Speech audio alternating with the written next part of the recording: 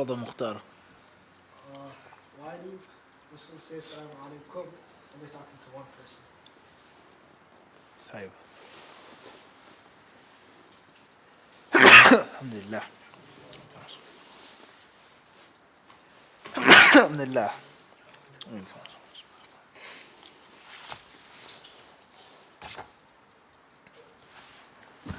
Bismillah, alhamdulillah, wassalatu wassalamu ala rasulillah, amma ba'd.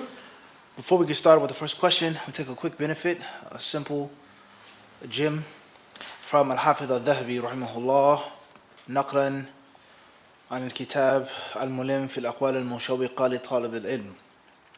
الذهبي rahimahullah, he says, وأما اليوم فما بقي من العلوم القليلة إلا القليل في أناس قليل ما أقل من يعمل منهم بذلك القليل فحسبنا الله ونعم الوكيل. Alhamdulillah.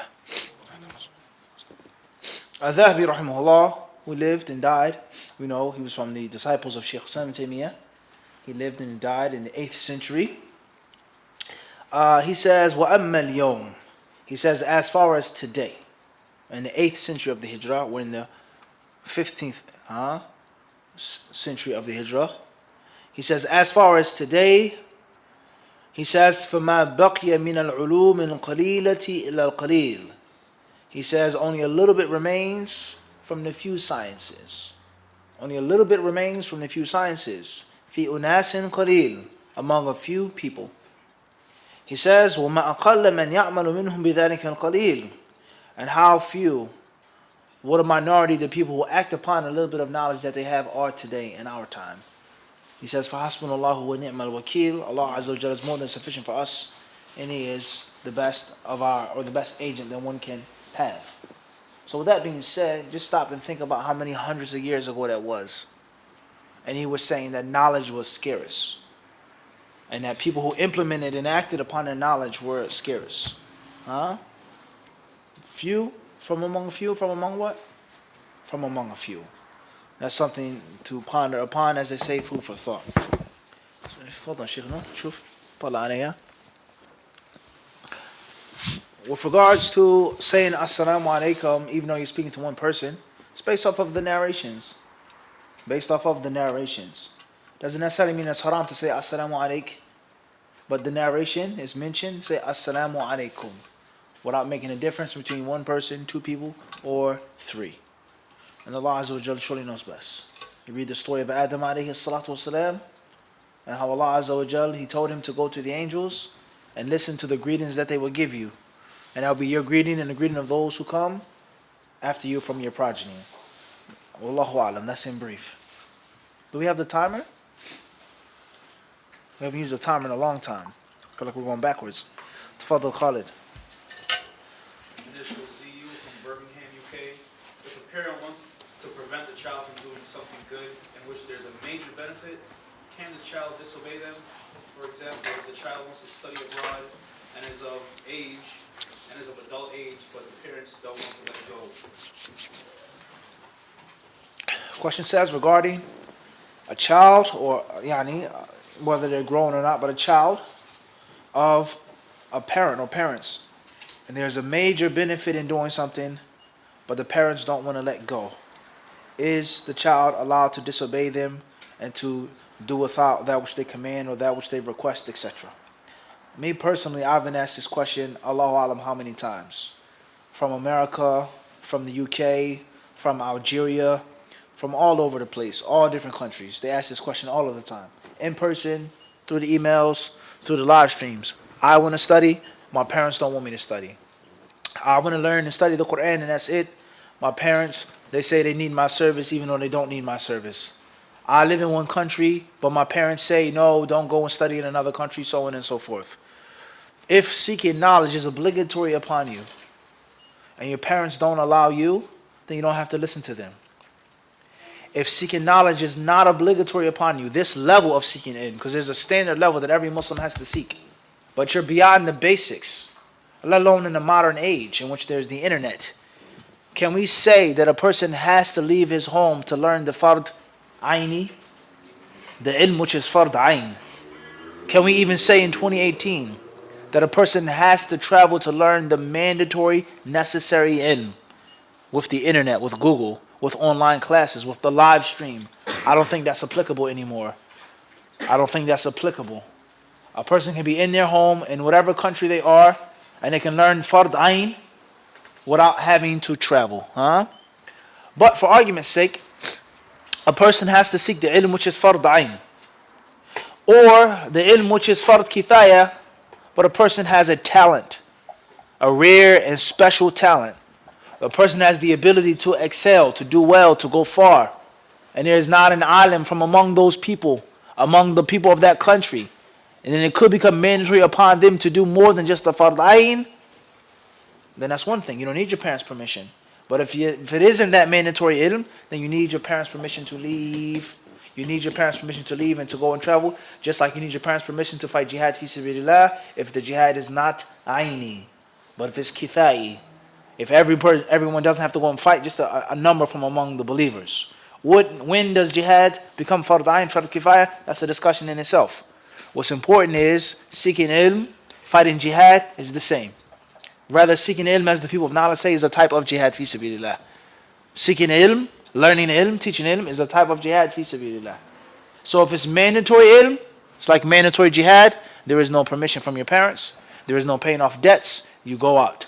If the jihad, if the ilm is not mandatory, then you can't leave until you pay off your debts. You can't leave unless your parents give you permission, etc.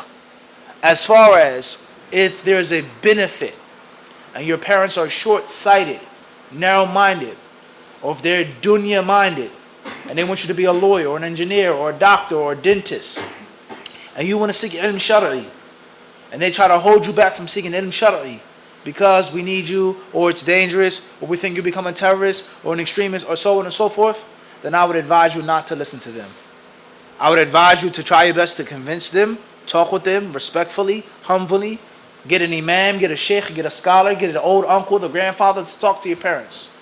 And if they refuse to accept it, and they want you to shave your face and wear pants and go to the university, or have a beard, but they want you to just be a normal, average, Joe Blow Muslim. You don't have to seek knowledge. You don't have to be a scholar. No, that's not needed.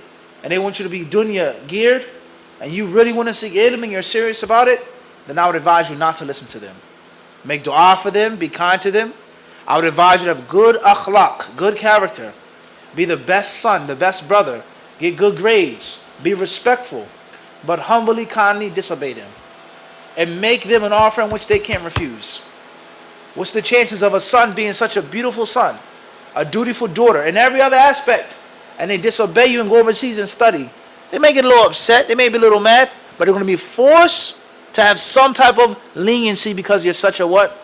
Such a good son. As far as if you're a bad son, you don't have good akhlaq, you don't clean your room, you fight with your brother, your sister, you beat up your little siblings, then that's a different story. If you're disrespectful to your mother, that's a different story. The first thing they want to say is, why you want to go seek knowledge and you can't respect me? Did you not read the hadith that says, paradise is under the feet of the mothers? Even though that's a totally fabricated hadith.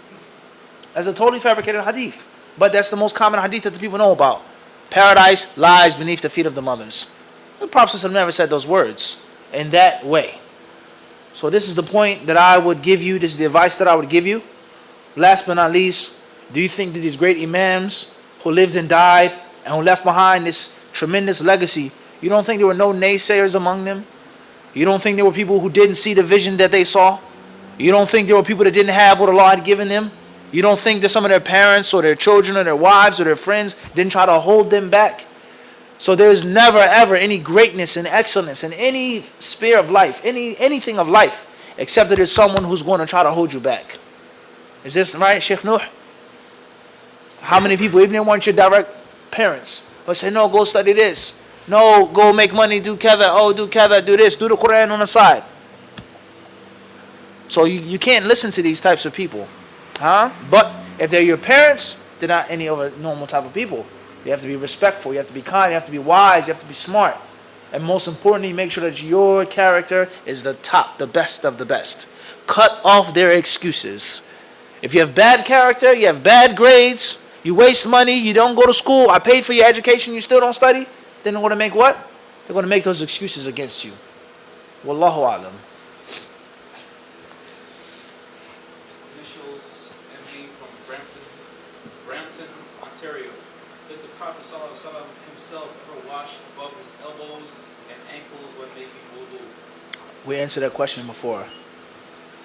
AR Last week, if I'm not mistaken. AR from Orlando, Florida. What's the ruling on investing in Bitcoin? We did that as well. HA from New York, New York. What are the sunnah times of using the miswak? The sunnah time of using the miswak is all of the time.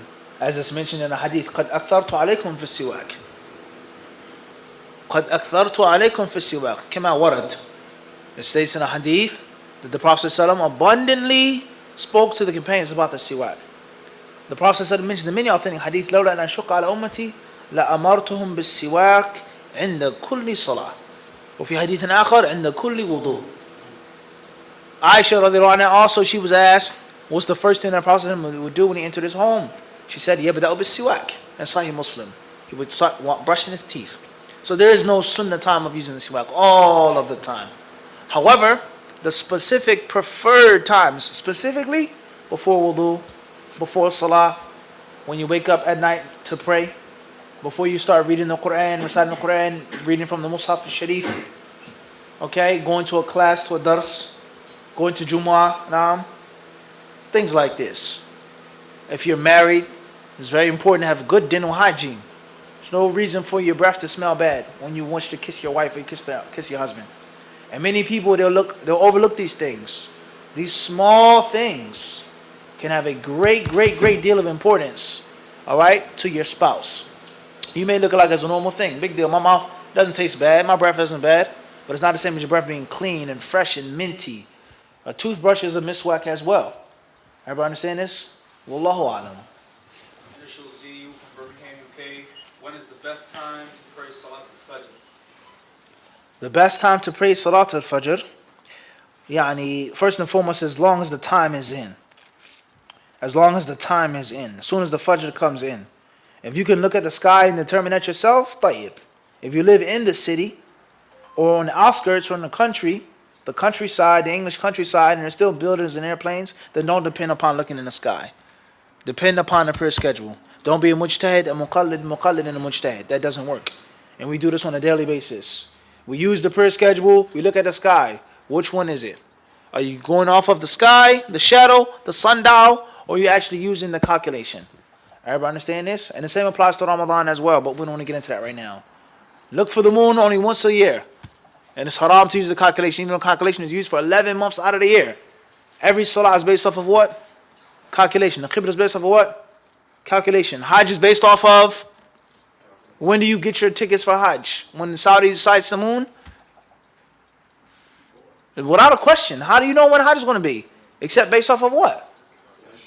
But Ramadan time and say, no, haram, you can't use the calculation.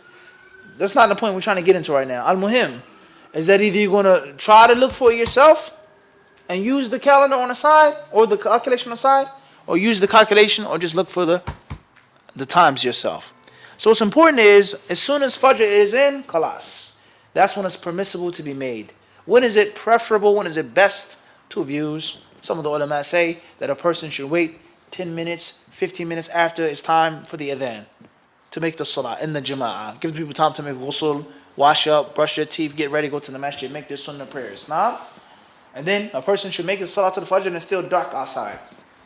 An imam should recite a page, 2 pages, 3 pages, etc. Lengthy salah, and when they leave the masjid, it's relatively light outside. That's the view of the Jumhur. And then some of the ulama, whether it's Abu Hanifa and his disciples and others, who hold the view that one should make Salat al-Fajr a bit later. 15 minutes after that 15-minute period. 20 minutes after that 20-minute period, in which the sky is not bright, the sun hasn't risen yet, but it's a bit brighter. And there are hadiths and there are proofs and evidence on both sides. It's a very long discussion of fiqh in itself. Wallahu a'lam. Assalamu alaikum. Initials MS from Washington, D.C. What worldly things should someone know how to handle before looking to get married? Wa alaikum assalam wa rahmatullahi wa barakatuh. What worldly things should one know how to handle before they get married? It depends where you're from. If you're raised in the United States, then there are certain things you should already know about. Whether you're taught in school, you see on TV and media, just life. Such as one may say, the anatomy, basics of sexual intercourse, of contraceptives, protection, things like this. It's very important, okay? Basic things, all right? Secular things, worldly things. First of all, you should have a job. There's no reason why you should be married without a job. Even if you're not making a lot of money, some type of income. Okay, if you're a husband, some basic things, basic handyman things, how to fix a broken sink, how to put in a screwdriver, basic stuff. All right, basic things. Okay, basic things, and the same applies to a woman as well. All right, so these are some of the worldly things that I would recommend. Also, it wouldn't hurt perhaps if you read a couple of books. All right, with regards to the concept of psychology between man and woman, how women think, how men think, how to make someone happy, what to do, so on and so forth. Very important. Basic stuff. We said what? Basic stuff. Okay, maturity. That you're married now, you can't go out and hang out with the fellas every single night like you used to. You can't go out and hang out with the sisters every night that you used to if that's what sisters do. Basic stuff like this. All right? Wallahu alam. Abu Ahmed from Philadelphia, Pennsylvania. Assalamu alaikum. What's your advice on transcribing audio to paper? I have problems writing as fast as the speaker. Barakallahu feek. Wa alaikum assalam wa rahmatullahi wa barakatuh. Wa feek barakallah. Practice makes perfect. Bidnillahi ta'ala. Keep transcribing. Keep writing. Choose a slower speaker or slow down the speech of the speaker. All right, you can slow it down. They have apps today in which you can slow it down. What's important is that practice makes perfect, huh? Inshallah ta'ala. And then as you get faster, as you get better, more proficient, move up to a faster speaker. And you get really good, speed up a fast speaker. That way you get really, really good, inshallah. You got to practice. You got to start somewhere. What's important is, why are you transcribing the lecture? You want to have your notes. You want to benefit from it. You want to type it out. You have to figure out, what are you doing this for? Wallahu a'lam. Initials DK from Washington, D.C. Is Nike haram? Is Nike haram? I believe we spoke on that in detail on several Q&As before with regards to emblems, symbols, and logos, whether it's Nike or other than Nike. Wallahu a'lam. Initials MB from Brampton, Ontario. Does the time for Isha last until Fajr? Scholars of Islam, they differ on this issue. Me personally, I feel that it lasts until Salat al-Fajr. Wallahu a'lam.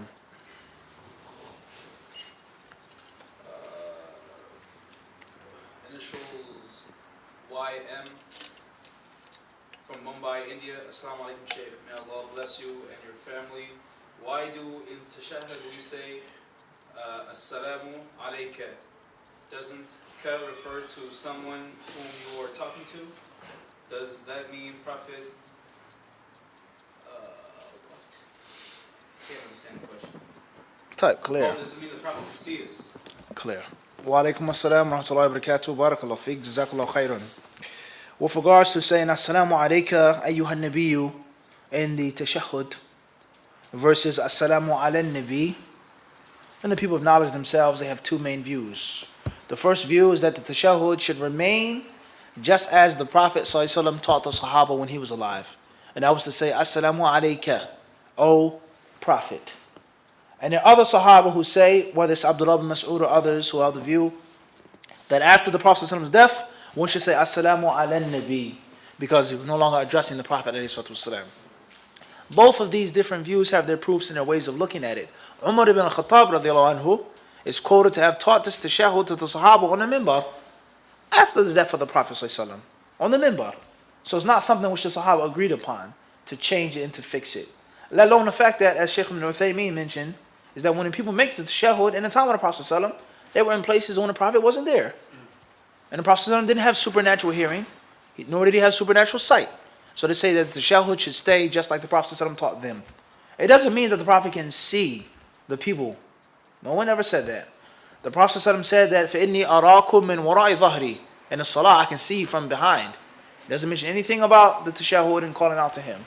Now, the last thing I'm going to say in this brief answer is that perhaps this is from the problems that are brought up by people who wish to worship graves and call upon saints and call upon dead ancestors. And they say that the Wahhabis, you do the same thing. Because in your prayer you say, Assalamu alayka ayyuhan nabiyyu rahmatullahi wa barakatuh. You're calling out to the Prophet. who isn't alive according to your Wahhabi creed. So why isn't it shirk? Why isn't it istighatha bil amwat wal ghaibin? So there's no problem in us saying, ya fulan, al-jilani, this one, that. What's the problem? So this problem is brought up. Before we even get into the specifics of the tashahhud, the Prophet taught in the tashahhud, the Prophet, innaka mayitun wa innuhum mayitun, Allah said that you would die and they would die. Before we get into all of that, do you think it's a similarity? Or is it the same as saying thing in your tashahhud? And saying, oh, Sheikh Fulan who's in Africa or India or another country and you're in the UK or Australia, help me, al-madad al-madad, al-najda al-najda, for help and support and victory, cure my mother, help my wife who's sick and dying. Is there anyone with an intellect who tries to make a qiyas with these two contrast issues for argument's sake? In the salah, assalamu alayka ayyuhan nabi wa rahmatullahi wa barakatuh, that's it. O Prophet, aghithni, ighfirli, irhamni, mali walak. O Prophet, not say none of that. Just assalamu alayka ayyuhan nabi wa rahmatullahi wa barakatuh, that's it. And then calling on a sheikh who's been in his grave and saying he will send down the rain, he will give us victory in our battle against the kuffar. Is any aqil, any intellectual would ever try to make the comparison between these two? For argument's sake, that has even nida to the Prophet ﷺ. Alright? So that's totally false. What's important is, the last thing I'll say is, one of the worst things that has befallen the people of Hadith is listening to the doubts of the people of Batil. Listening to what they have to say, entertaining the doubts, and then searching and looking for a way to refute them. There's no need to even listen to them. Argue with them or debate with them. Leave them. They don't want to listen. They don't care. They want to stay upon what they're upon. Someone who sincerely wants to know or who's confused, different story. But fighting, having munazara, arguing, debating, hollering, screaming, picking up books, there's no fa'idah in that. This person trying to prove what he's upon, and that's it. Wallahu alam. Initials SE from Munich, Germany. Is the word najm and kawkab the same thing? Question says, is the word najm and kawkab the same thing? Yes and no. Yes and no. Modern day Arabic, modern day English, or the translations, sometimes a najm is a star and a kawkab is a planet. That's the modern day meaning. Just like the word leban and halib, milk, and yogurt. But doesn't mean that's the traditional, classical, or classic Arabic, let alone the Quranic Arabic. It's a difference. Alright? Today is not always the same as what? As yesterday. So what does Allah say about Yusuf alayhi salam? He says, Inni ra'aytu, I saw how many? Ahada ashara kawkaban wa shamsa wal qamara. He says, I saw 11 kawkab, the sun and the moon, all of them bowing down to me, prostrated to me. So the Yusuf alayhi salam, did he say, I saw 11 planets or 11 stars? The Prophet alayhi salam, what does he say about the kawkab? Al-kawkab al-durri, al-kawakib al-durri. How is the difference here? Sometimes it's a planet, sometimes it's actually meaning a what? A star. Wallahu alam. And we didn't go deeper. What is the moon? Is the moon a star, planet? That's a long discussion right there. Wallahu alam. Initials MK from Queens, New York. Assalamu alaikum. Hair is uneven, is an uneven length. Is that cause that? Wa alaikum assalam wa rahmatullahi wa barakatuh. We've explained it several times, and we did a video just on the topic. Wallahu alam. Initials GD from Fort Worth, Texas. Assalamu alaikum. The questioner asks, how many hadith have you memorized? And just a few. Initials HA from Arlington, Virginia. Is saying one salam to the right sufficient to end the salah? Make both, unless it's the night prayer. Wallahu alam. Initials MS from Washington, D.C. Has the HadithDisciple channel uploaded a video about what is to be considered in inheritance and or the will? And if not, what are a basic items included? What are the... Tayyib.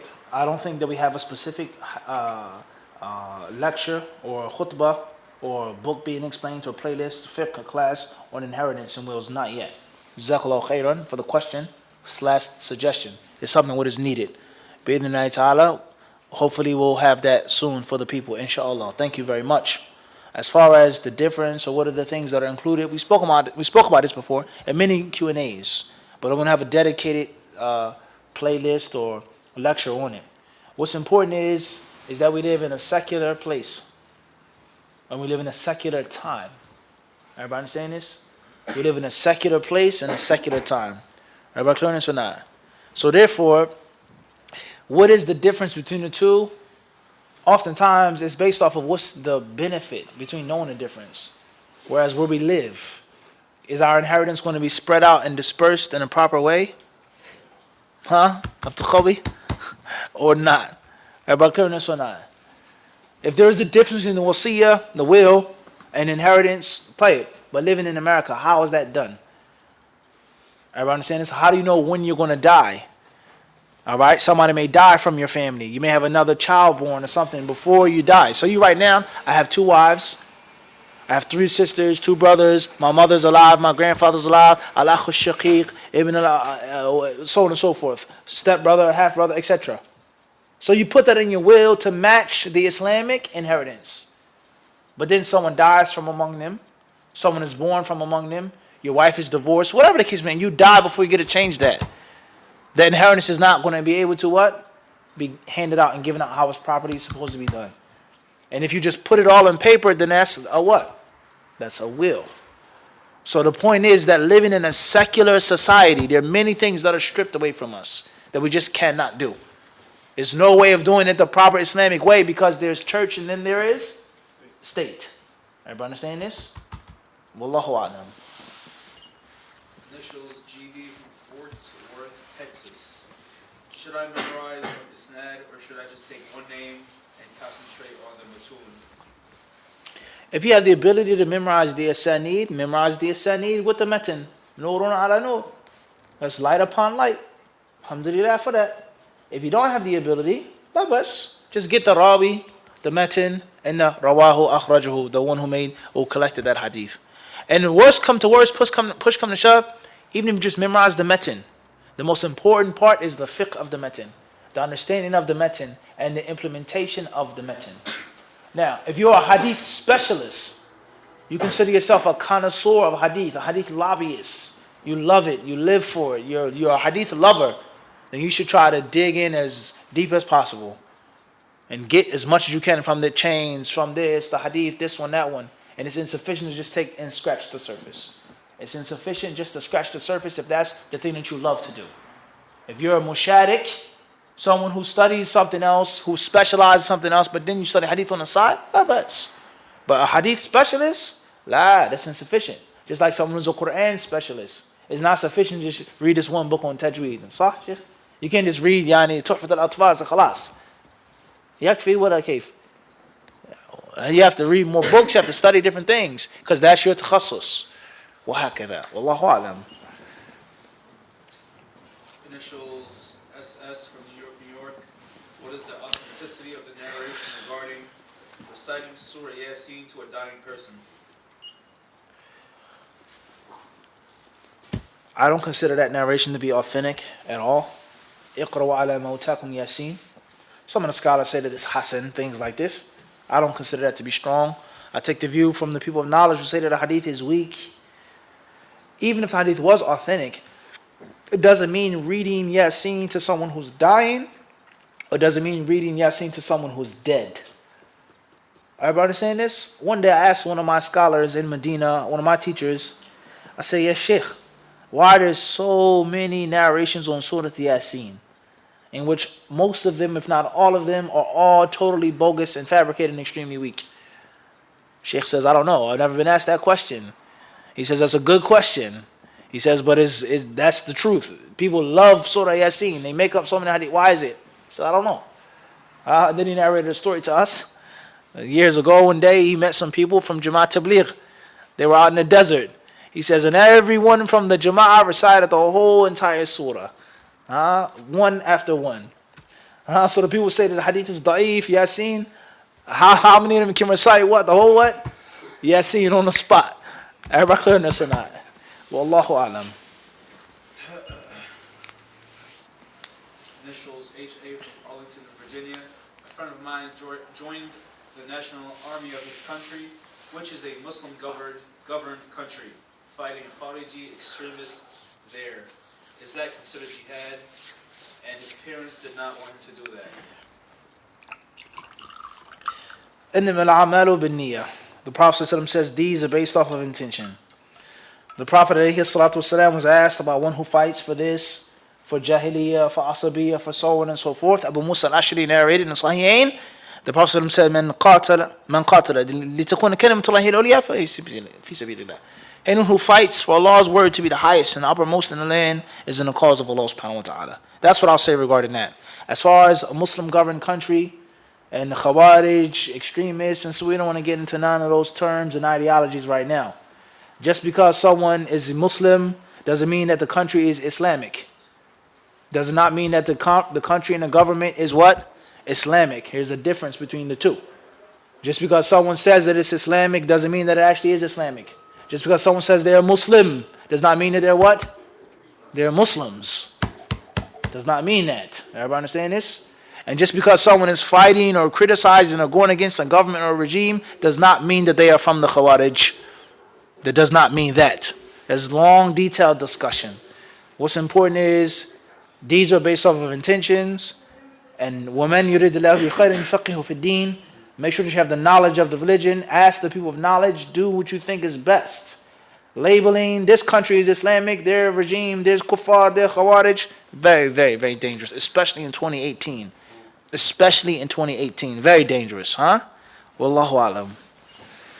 Initials DK from Washington, D.C. Is water permeable, nail polish legit? As in, wudu is complete while wearing it. Water permeable nail polish, is it legit, etc.? I would say yes, based off of my humble research that I've done regarding the nail polish, the companies, the people, the sisters, the people who wear it and tried it out. I would say that it is legit, and Allah knows best. Initials MS from Washington, D.C. Does a man need his parents' permission to move out before he's getting married?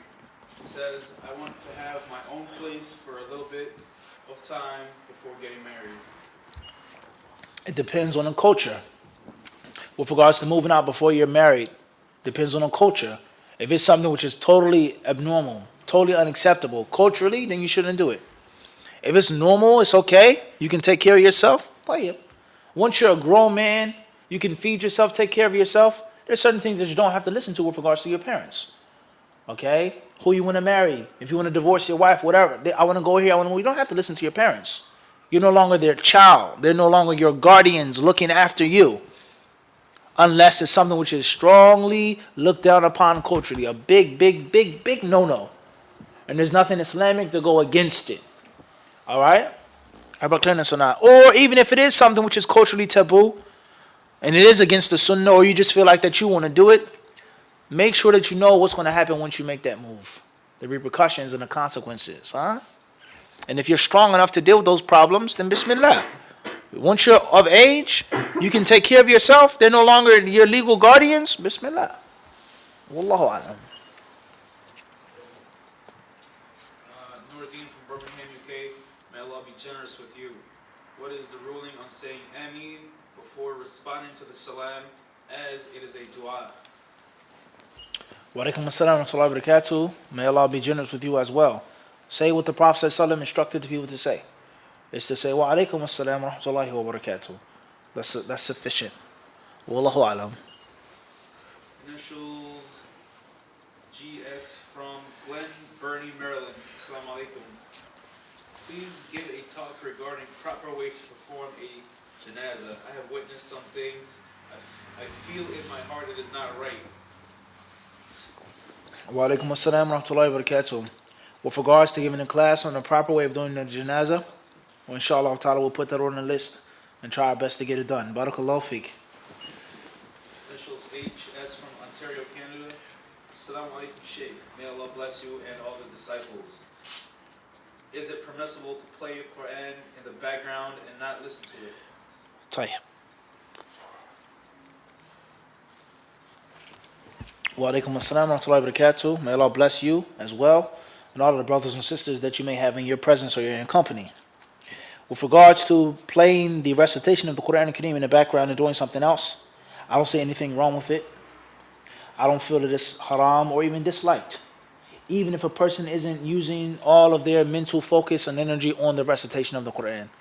Whether you're cleaning up, whether you're eating, whether you're getting dressed, whether you're packing, people come over, you pick up the phone, you put down the phone, you have it playing, I don't consider it to be a bad thing. The best thing to do is to focus and listen to the Quran and reflect and ponder on it. That's the best thing to do, as the Quran clearly says. أَفَلَا يَتَدَبَّرُونَ الْقُرْآنَ أَفَلَمْ يَدَّبَّرُوا الْقَوْلِ. Many ayat Allah talks about this, about reflecting on the Quran, reflecting on what the Prophet ﷺ has brought. But it doesn't mean that it's haram to have it playing in the background. You walk into a room, you listen to it, trying to stay in the dhikr. Let alone the blessings of the Quran being recited in the household, and the list goes on. Wallahu alam.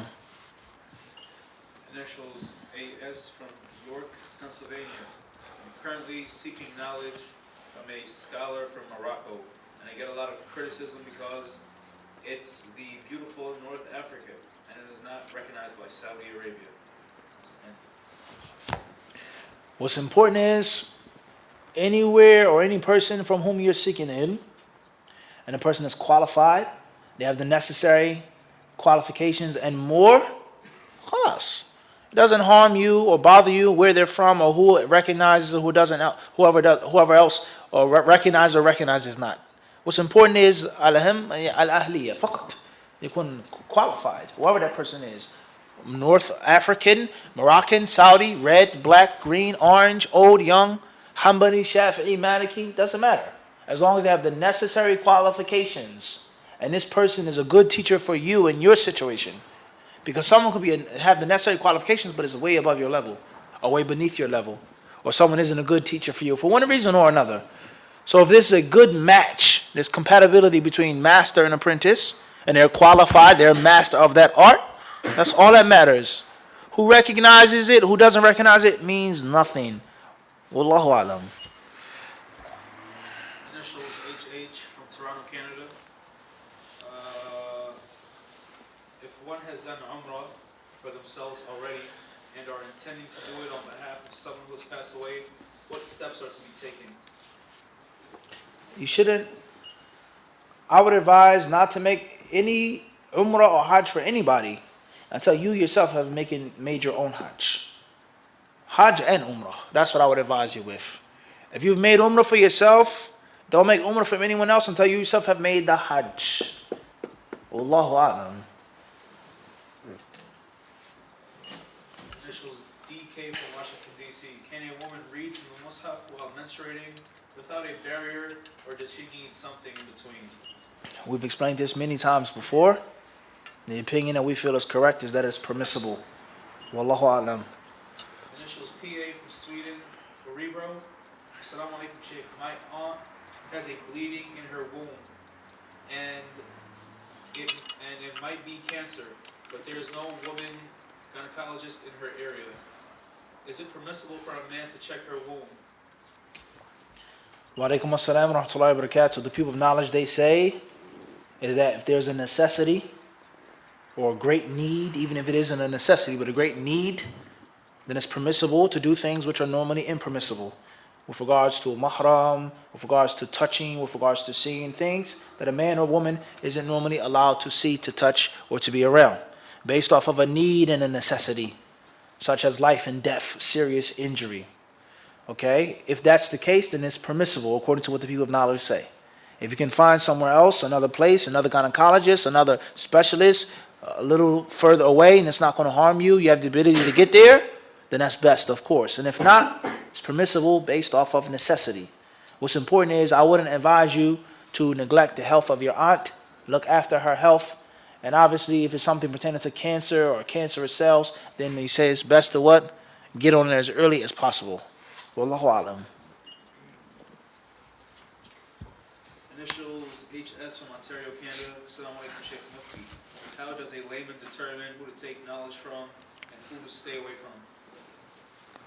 Wa alaikum assalam wa rahmatullahi ta'ala wa barakatuh. Stick with the people that you trust. There is a brother that you know and that you trust. You go to him and says, what scholar should I learn from? Who should I learn from? Who would you recommend me to? The person that he tells you, stick with them. Now, bi'idhnillahi ta'ala, you start off learning the basics, being spoon-fed. But as you develop and grow, just like a baby, There's certain things that you don't need. You don't have to ask about. Certain things you can do whatever you want to do once you have enough strength, enough speed, and enough what? Balance. Child has to be carried, has to be picked up, has to be put down. Child can't sit up by himself. His back, its neck. But as a child drinks milk, grows stronger, reflexes, motor skills, then the child can sit up and pull himself up or pull herself up and crawl and walk and then jump. And then a 2-year-old, a 3-year-old, a 5-year-old, they can do all types of things. You take your eye off them 1 second and they're gone. That. The same is applicable to what? Knowledge. Unfortunately, we live in a time today in which there are two sets of zealots. The first group are those who say that seeking ilm is like being a baby, and you should remain like a baby for the rest of your life. Ask the sheikh the question. Take this basic, simple book that's been explained 20 times and keep studying that one book over and over and over and over again. Don't study anything else. So much so, waliyadhu billah, is the, like Ibn Abdul Wahhab rahimahullah ta'ala says, the repulsiveness of jahl, aqbah al-jahl, the concept of a person to say that our communities in America are not ready to learn the fiqh of tahara and the fiqh of hayd. He says our communities aren't ready for these things. This Juwayhil said this. I can mention his name right now, but we won't. He says that our communities aren't ready to study these things. Right now, the only thing our communities are ready to study is Aqidah and Manhaj. That's it. But don't teach women with regards to menstruation every month. They're not ready for that. What is this? So we have the concept of this one book. The Sheikh is going to explain it again. And another, and a third, and a fifth, and a sixth. 20, 25 years, we're still stuck on this what? This one book, and nothing else is important to study. We have this concept of raising a baby. You go overseas, no, don't pick up that book. Don't go into that issue. Don't ask this question. Don't try to do your own personal research. You want to be a baby for the rest of their lives and force it upon the rest of the people. And we have another group of zealots, extremists, who come and they say from day one, be mujtahid. You don't need this. You don't need a teacher. You don't need no scholar. You don't need any basic books. Just pick up the book, debate, argue, be independent, mujtahid from day one. That's wrong. Both of them are wrong. Start off as a baby, being spoon-fed, basic, simple things, avoid problematic issues, and as you grow, as you mature, as you memorize, as you grow older, you've been overseas for some years, you have to become independent. You have to take off the training wheels, just like a what? A baby. A baby can't pick out what it wants to pick out from day one. But eventually, what? It has to. And if it doesn't, then there's serious lack of what? Development in that baby's body and mind. And the same applies to your what? Your deen. So when it comes to ijtihad and taqleed, when it comes to who you can and who you cannot take from, just make a comparison to a baby. A 2-year-old, 2.5-year-old, someone who starts eating table food. If you gave them some fish, what type of fish would you give the 2-year-old child? Would you give them a whole fish, a roasted tilapia, a grilled tilapia, with the head and the tail and the bones and the eyes? You wouldn't do that. You would take a piece and put it in the child's mouth. Give him something mushy to put in his mouth and make a mess. But a 6-year-old, an 8-year-old child is what? Different story. You teach them how to clean the fish, how to take the bones out. It's a different story. Everybody understand this? A fillet of fish is not like a whole fish. But you have a 10-year-old child who still says, Abby, can you take the bones out for me? 15-year-old child says, I can only eat fillet. That's the only thing I can eat. Something seriously what? Seriously wrong. And the same applies to ilm. Wallahu alam. When you get independent, you have enough knowledge, you pick and you study with what? Who you want to. Wallahu alam. This is PA from Sweden, Oribro. Assalamu alaikum, Shaykh. There are brothers that fall into arguments with their parents because they feel their parents are practicing bid'ah. This leads to big fights. What is your advice? The story of Ibrahim alayhi salatu wasalam in Surah Maryam. Ibrahim was merciful to his father. He was respectful to his father. But at the same time, he told his father, why do you worship that which can't hear you, that which can't see, that which can't benefit you, that which can't do anything for you? And he said that Allah has given me knowledge that hasn't come to you. فَاتَّبِعْنِي, follow me, and I will lead you to the straight path. So that's the best example, the Quran al-Kareem. If you see something that your parents are clearly doing wrong, and you know that it's wrong based off of the ilm, and not blind following, but you know it's wrong, give them advice. Enjoin the good, forbid the evil. That's all from good treatment to your parents and benevolence, but with respect. with humbleness, with humility, and make sure that you have the proper knowledge. Arguing, forcing your view upon them, compelling them to take your opinion. There's a clear difference in opinion among the people of knowledge. You being a bad son, you just yesterday was smoking weed and chasing girls, getting tattoos, literally. And then the next day, you Ibn Taymiyyah in the household. Cereal is haram, this is haram, that's from the kebab, this is a bid'ah, haram, haram, haram, haram. They're going to look at you like, what happened to my son? So this is very important to keep this balance. But at the end of the day, as Musa alayhi salam, it's the same thing that Pharaoh said. Just yesterday you killed somebody. Just yesterday we raised you in our household. Now you're saying that you're Rasul Rabbil Alameen and let Bani Israel go? But look what Allah Azza wa Jalla said upon Musa's tongue. He says, نِعْمَةٌ تَمُنُّهَا عَلَيَّ أَنْ عَبَدْتَ بَنِي إِسْرَائِيل. He says, and that's the favor that you hold over me, is that you enslaved the Israelites and that you kept me alive. Everybody understand this wisdom? That's not a favor at all. You didn't keep me alive because you wanted to. You were basically forced or coerced to take me from the river. But all my family members, my people, you slaughtered. And you took the women as slaves. So that's no ni'mah that you have. Everybody understand this? The hikmah of Musa alayhi salam. But the point is that Pharaoh, the first thing he said to Musa was, what? Were you not just a child? Did you not live among us? Did we not teach you and take care of you? So just yesterday's weed, girlfriends, tattoos, music, and then literally tomorrow, it's everything in the dunya is haram and a bid'ah. That's very hard for the parents to accept. And they've been living, doing this thing, saying this dua, saying this song, singing, dancing for 30, 40 years before you were born. So you have to use some hikmah.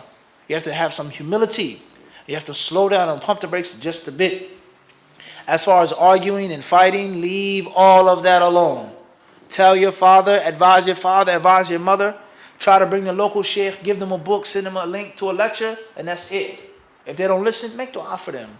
It doesn't mean that you cut your family off. It doesn't mean it's haram to sit and eat breakfast with them because they do some Sufi stuff. It doesn't mean that. They start making it Sufi bid'ah, leave them alone. Doesn't mean that you cut your family off. This is very important, brothers and sisters, not to push the people away from the sunnah. Allah was patient with you when you were being disobedient. Be patient with your family. This is a very, very, very widespread problem. We talk about this all of the time. Be gentle and kind with your family and do not argue with your family. Do not argue with them. Give them dawah. Try your best. Avoid arguing. Wallahu alam. Abdul Rahman Lopez from AR Seattle, Washington. Assalamu alaikum wa rahmatullahi wa barakatuh. Akhi, what is the ruling on sleeping in for Fajr after hearing the adhan and not getting up to establish salah? Wa alaikum assalam wa rahmatullahi wa barakatuh. I think the answer to the question is pretty clear. Next question. Initials SB from Ottawa, Ontario. Assalamu alaikum, Sheikh. May Allah bless you. How would you answer this question? What is the proof that the Quran is from Allah? Wa alaikum assalam wa rahmatullahi wa barakatuh. May Allah bless you as well. It depends on who you're talking to. You're talking to a non-Muslim? That's a way. You're talking to a Muslim who's deviated from the truth? That's a different way. You're talking about a Muslim who's truly ignorant? Then it's a different way. So it depends on who you're talking to, huh? You have to talk to the people based off of their issue and their problem. Someone who doesn't believe in God at all, it's a different story. Someone who does believe in God, a Christian, Jew, some type of Buddhist, someone has some type of spirituality, some type of religion, that's a different story. So there is no one set answer, huh? And it depends on the person. There's some people who just need to hear the Quran being recited and they know this is special. There's some people who may want a miracle or a scientific proof. There's some people who may have technical issues with regards to the Quran being preserved and the different modes of recitation. It depends on who it is. Wallahu alam. Initials MK from Queens, New York. When I read Hadith, it says, radiallahu anhu, when referring to people like Ibn Abbas. Is that referring to the son and the father? Wa alaikum assalam wa rahmatullahi ta'ala wa barakatuh. Yes. It's pertaining to the son and the father, the daughter and the father, etc. May Allah be pleased with them both. Or it could be the grandfather, whatever the case may be. Wallahu alam. Suhaib Rasul, Mufti. I asked for a PDF of 40 Hadith of seeking knowledge. And please advise brothers joining Spubs and Troy. Wa alaikum assalam wa rahmatullahi wa barakatuh. I'm so sorry if I didn't give you what you requested from me. Please forgive me for my shortcomings. If you could kindly send me another email, I'll try to get the book back to you bidhin ta'ala in a good time. As far as advice to people joining spubs and Troid, then there's nothing special that I can say to them or to anybody else. اتق الله حيث ما كنت واتبع السيئة الحسنة تمحها وخالق الناس بخلق حسن. Fear Allah wherever you are. If you make a mistake, clean it up with a good act and treat the people kindly and honorably. That's the advice I give to myself and to anyone else. Any group, any Dawah organization, UK, Canada, this one, that one. Fear Allah subhanahu wa ta'ala and realize that each of us are going to stand in front of Allah by ourselves. And we're going to be asked about that which we did, that which we said, that which we didn't do, and that which we didn't say. Wallahu alam. Initial J.A. from Philadelphia, Pennsylvania. Assalamu alaikum. Could you perform a visual example of what a person should do if he misses the first rak'ah and he catches the second with the Tashahhud being his first rak'ah? Inshallah ta'ala, we'll try to do that video for you. Bidhnillahi ta'ala. Jazakumullahu khairan.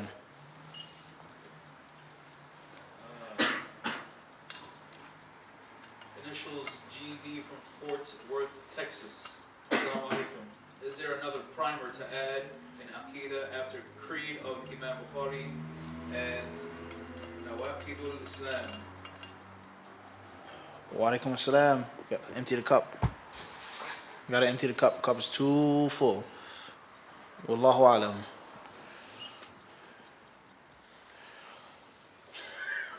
Assalamu alaikum. Assalamu alaikum from Silver Spring, Maryland. Initials SJ.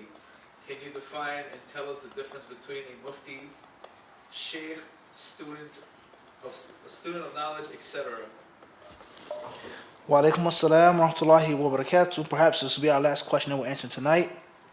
With regards to the difference between a mufti, a sheikh, a student, etc., then I think the best way of answering this question is to look at the kitab and the sunnah.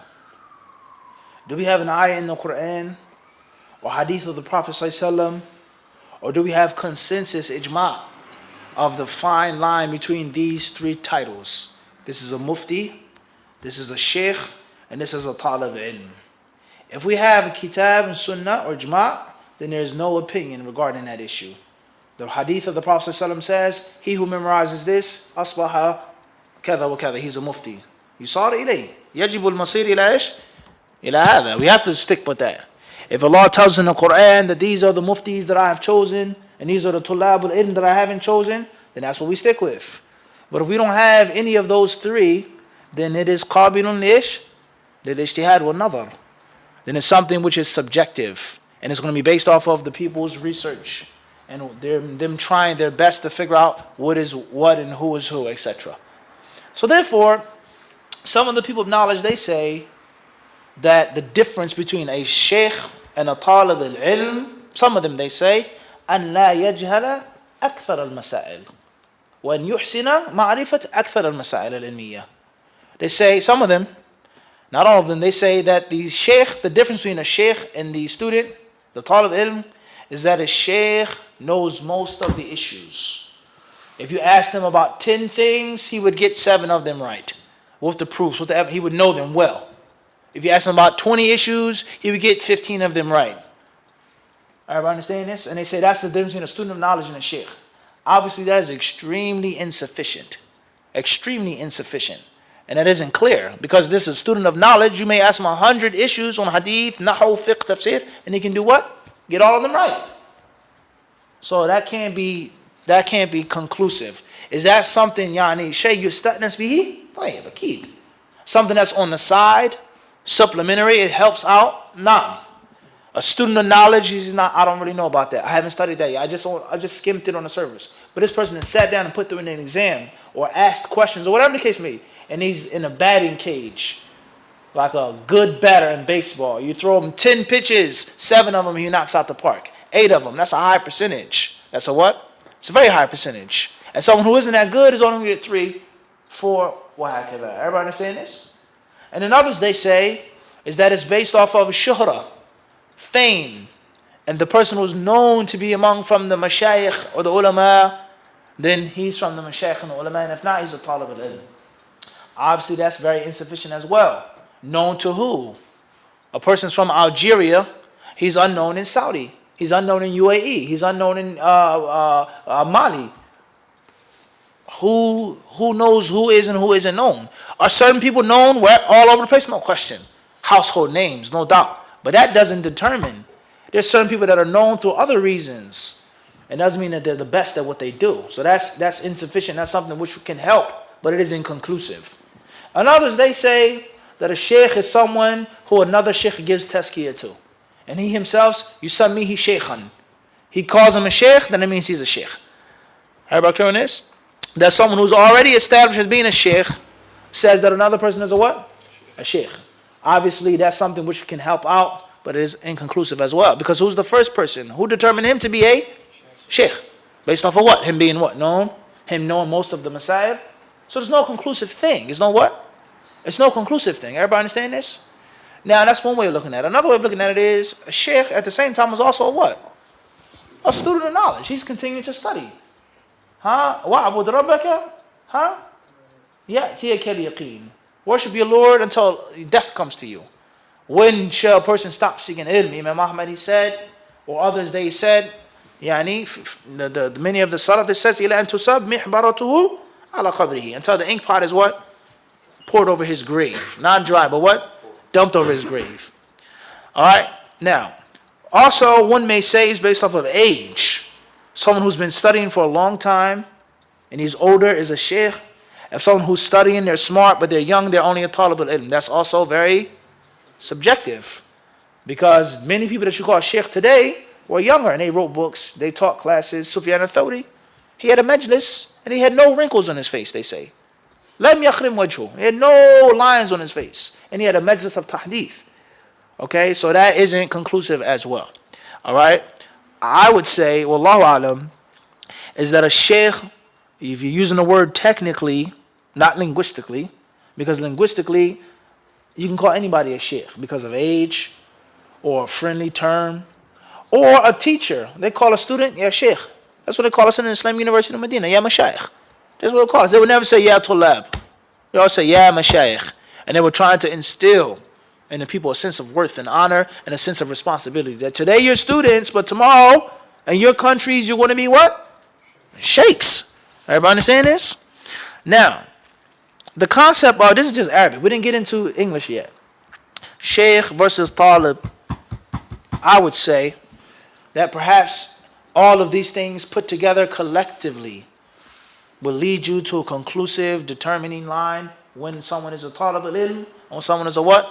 A sheikh, collectively. And none of these are sufficient to be individually used. He's a sheikh and he's what? He's not a sheikh. As far as a mufti, then a mufti has different meanings. A mufti is someone who gives a fatwa. A fatwa, what is a fatwa? Someone making their own ruling, or someone passing on the ruling of Allah and His Messenger. If I say, not sheikh, there's no, because that's the issue, no sheikhs in America, as they say, يا أخي ما حكم المسح على الخفين أو الجوربين. What's the ruling on wiping over socks or leather socks? وأنت قلت يجوز يستحب المس ويجوز. Well, you said it's permissible, it's recommended. He's giving me a ruling of who? Allah and His Messenger. أنت قد أفتيتني. That's a fatwa. But that's not the same as someone who sits down and he gives fatwa day and night and writes official mufti. But what makes this person official? A country, a government, a masjid, someone's ethnicity. If he comes from Egypt, then he's a mufti. If he's from Azhar, he's a mufti automatically. And he's from America, then he's just a da'iyah. There's nothing concrete and solid. Unless you take what? All of the pieces and collect them together. A person is well known. He's studied. He's been praised by the people of knowledge. He's been doing it for years. He actually has qualifications. He knows most of the issues. And with age, then a person can say, what? This person is a sheikh and this one is just a beginner, a student. But at the end of the day, it's still going to be what? Subjective. It's still what? Subjective. It's still what? Still subjective. In the Prophet ﷺ city, I've seen old sheikhs talk to sheikhs that we call sheikhs, call them ya akhi, talib al-ilm. Or they write an introduction to his book and they say, Fulan Talib ibn Qawi. He's a strong student of knowledge. And we call him what? Sheikh. Everybody clear this? As far as English, what is a scholar? Then a scholar has different meanings in English. What's important is, brothers and sisters, the only reason why we're giving these details is that this has become a very problematic issue in Dawah. Someone who went overseas, got their PhD, they say he's a student because he's black. But someone who's an Arab and he has a PhD, they say what? Sheikh. What's the difference? He's doctor and he's what? Doctor. Everybody clear this or not? Someone who comes from overseas to visit America, he's only 45 years old. So the sheikh is young. He has no gray hair. Everybody understand this? He's skinny, thin, no big belly. But they call him what? A sheikh. You have a 45-year-old brother who's been studying for years. He's qualified. And they say, oh, he's just what? A brother. So to someone who comes overseas, he's what? Hafidhullah. The brother, we say what? May Allah give him success. Without a question. Everybody understand this or not? Also, the concept of jealousy, the concept of envy. There are many, many elements involved in this problem here. Allah Azza wa Jal knows best. Allah Azza wa Jal, He knows best. May Allah Azza wa Jal bless all of you in this life and in the hereafter. That which I said, which is good, is from Allah. And that which I said, which is bad, is from me and from the shaitan. And Allah and His Messenger are free therefrom. Walhamdulillahi Rabbil Alameen.